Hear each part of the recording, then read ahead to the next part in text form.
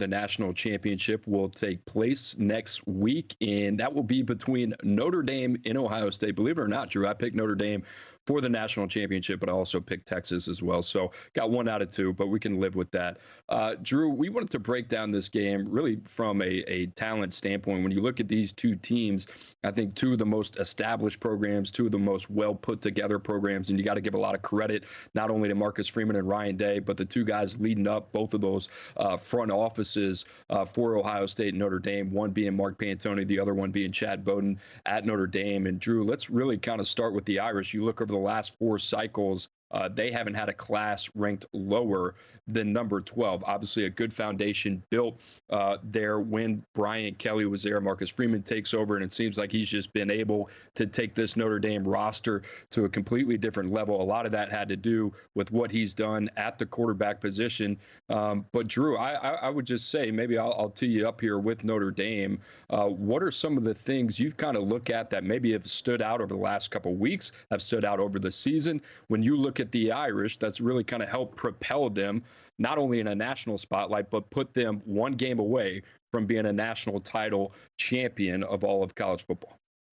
Well, I think one word would work, and that's defense. But more specifically, if you want to get into the nitty gritty, how about those corners, man? Leonard Moore, Christian Gray, and really the cornerback depth. And I think we're going to get into Ohio State, but they too, I mean, guys on the outside and they're just their ability to not only take away certain passing lanes and sides of the field, but make plays in key moments. I mean, Christian Gray picking off Drew Aller there, obviously, over the weekend. So I think the cornerback depth, and we always mention that as a premium position, but you're kind of seeing it twofold when the Irish are on the field. And the other thing, Cooper, Notre Dame's young guys on defense. Bryce Young, former 5-star recruit, true freshman.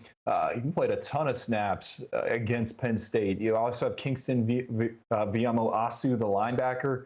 You know, another young guy, top 50 recruit, just how involved they are. And with the season, you know, you're playing 15, 16 games. Hey, you're true freshmen. They have to be able to contribute down the stretch. So I think the fact that Marcus Freeman has those two individuals and Al Goldman have them ready to go, that's certainly making it much easier to put together the run that they've had. Yeah, and you think about the similarities between the two teams, both teams with a transfer quarterback. You think about the run game being dynamic there in Columbus with Travion Henderson, Quinshon Judkins. Then you look at Notre Dame with Jadarian Price and with Jeremiah Love. Drew, I think the biggest thing that kind of stands out to me, you just touched on the length of the season, right? This is something new with the 12-team college football playoff format. But for Notre Dame, been banged up front. We saw that in the last game as well against Penn State. You think about the injuries that they had on the offensive line. Enter Charles Jagasaw, a guy that we had in the top 64. Tosh Baker ends up replacing Anthony Knapp at left tackle.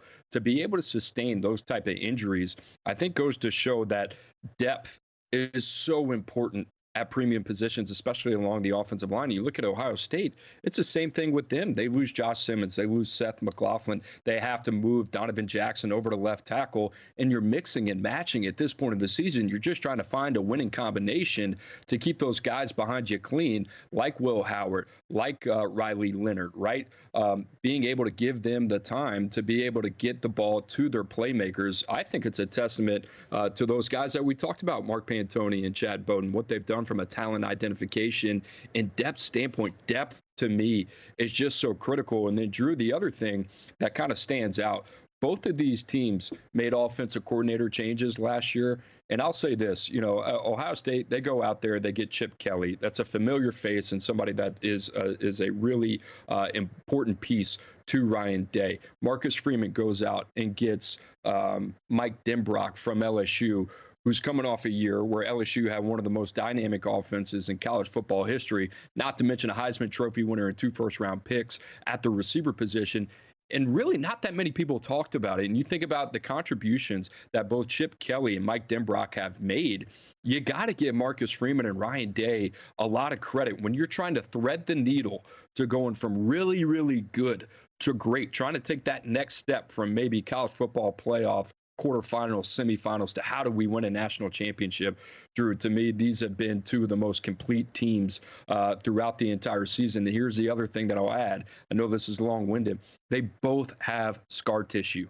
Notre Dame loses to Northern Illinois earlier in the season. A lot of people are looking at Notre Dame and saying, how can they be a contender? They lost to a Group of 5 program, and nonetheless, they did it on their home turf. You look at Ohio State, 4 straight years, they've lost to Michigan. They can't get over the hump. Here's the thing, Drew, the beautiful thing about sport, not only football, teams get better, players develop. They find ways to overcome adversity, and that's why these guys get paid so much money. Marcus Freeman, Ryan Day, is to find ways to continue to elevate their team when the going gets rough. And you look at Ohio State, a lot of the things that they were challenged on, are they physical enough? Are they just a team that's more finesse and not built for these moments? They have completely flipped the script since entering the college football playoff, doing it and dismantling a Tennessee team, the #1 team in the country in Oregon. Drew, they have been the most physical, the most athletic, and the fastest team in the college football playoff. And you look at Notre Dame, arguably the most complete team. So if you're looking for a coaching masterclass along with the fusion of talent that these guys have built the roster, and on top of that, they deserve a ton of credit for what I mentioned, depth at premium positions, especially offensive line. And how about Notre Dame? They're missing Benjamin Morrison. Leonard Moore enters the picture. Christian Gray enters the picture. They're one of the best man coverage teams in the country. There's not enough flowers to go around. This is why these guys are in the national championship. You add up all those things, man, and it blossoms into two teams that are hitting their stride at the right time, which I think the college football playoff is about. Not so much the regular season, but who can gain the most confidence, momentum heading into that 12-team playoff. Coop, you brought up the offensive coordinators, right? Changing of the play callers. How about them getting it right, both programs, with the transfer quarterbacks, guys coming in and being able to guide the ship to the national title game? I mean, I think that's so hard, right? We're seeing quarterback movement. It's at an all-time high. It seems like every program is kind of grabbing a piece here and there. And hey, you know, Notre Dame signed a top-flight quarterback last cycle in C.J. Carr. Ohio State brings in one of the best, and I know it was kind of through a transfer after Julian Sain originally started at Alabama, but they got young guys there as well. But for them to go out and get the right veterans that fit what they want to do, that's not easy. No, not at all. And I think the other thing, you look at both these rosters, Drew, these teams are not living in the portal, right? I think that's the thing that really kind of stands out to me. But the guys that they do bring over in the transfer portal, I mean, you think about it, they are impact guys. They are needle movers. Will Howard, Quinshon Judkins, Josh Simmons, we talked about, probably a day 1, day 2 guy. Seth McLaughlin, a guy that comes in with all that experience from Alabama.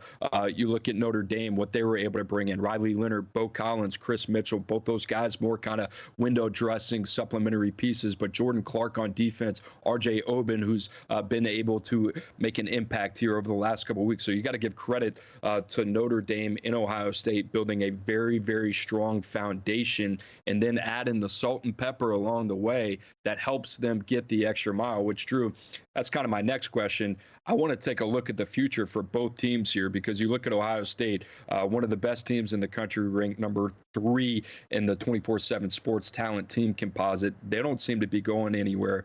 But you look at the future here for both Ohio State and Notre Dame, new signal callers in 2025, and 2 guys that we liked a lot, Julian Sain and C.J. Carr. Yeah, it's interesting. And I think kind of you break down both rosters and what it'll look like this upcoming fall. You know, they both have questions. And I think both of these programs are going to have to lean on young guys. You think about Ohio State, they're losing so much in the secondary, a lot of upperclassmen there. A guy like Devin Sanchez, 5-star corner, you know, he's practicing with the program. Is he going to be able to step in and go right away? Notre Dame, we saw some of their young commits last week in San Antonio. Also saw some of them in Orlando at the Under Armour All-American game. Coop, I don't know. I mean, when you look at the Irish's recruiting class, do you see a Bryce Young? Do you see a Kingston Viamu Asu out there? I'm not sure. On the flip side, with Ohio State, I do see a potential day 1 contributor at corner in Devin Sanchez. But you're right, the quarterback thing is certainly interesting. A lot of good buzz coming out of South Bend kind of regarding C.J. Carr. I want to know what happens with Steve Angeli, right? Does he stay in Notre Dame? Does he stay in South Bend? Or will he test the transfer market? I think that gives us an indication maybe about CJ Carr there in South Bend. Can we give some credit to Stephen Jelly, by the way, who came into that game? You can always tell in those big moments when a player comes in, especially at the quarterback position. Just look at their eyes, man. They're either jumpy, they're nervous, whatever it is, or they're just dead calm. And that was Stephen Jelly, who I thought played really, really well without Riley Leonard there when he was banged up, being evaluated for a concussion. Drew, the other thing I want to tie in, you named it. I mean, these guys that are playing well, I mean, you go down the list. Bryce Young at Notre Dame, Kingston Viliamu-Asa, Drake Bowen was another guy, Jeremiah Smith for Ohio State, all played in San Antonio, all played at the All-American Bowl. I guess I will let you put the cherry on top here. I mean, how important is that last exposure? Even when you know these guys are really, really good, but you go to that game, you leave that event, and you say, you know what, they are what we thought they were. It makes it easier for us to kind of scout them. And Coop, they had the banners up of all the former alumni of the All-American Bowl there in San Antonio at the team hotel, and just kind of going through the Rolodex in my head. I'm like, every one of these guys was a competitor. Every one of these guys was a pro. Caleb Downs, another one, the safety transfer. They're wired a little bit different. And with this, revenue sharing and the unlimited transfers, the potential 5 years, hey, if you can get a first round pick, right, that wants to be there for the right reasons, I think it unlocks so much. And obviously, a lot of these guys that are going to be playing next Monday night were just different individuals, both athletically, but I think mentally. And both Ohio State and Notre Dame do such a good job of kind of scanning coast to coast to find those individuals.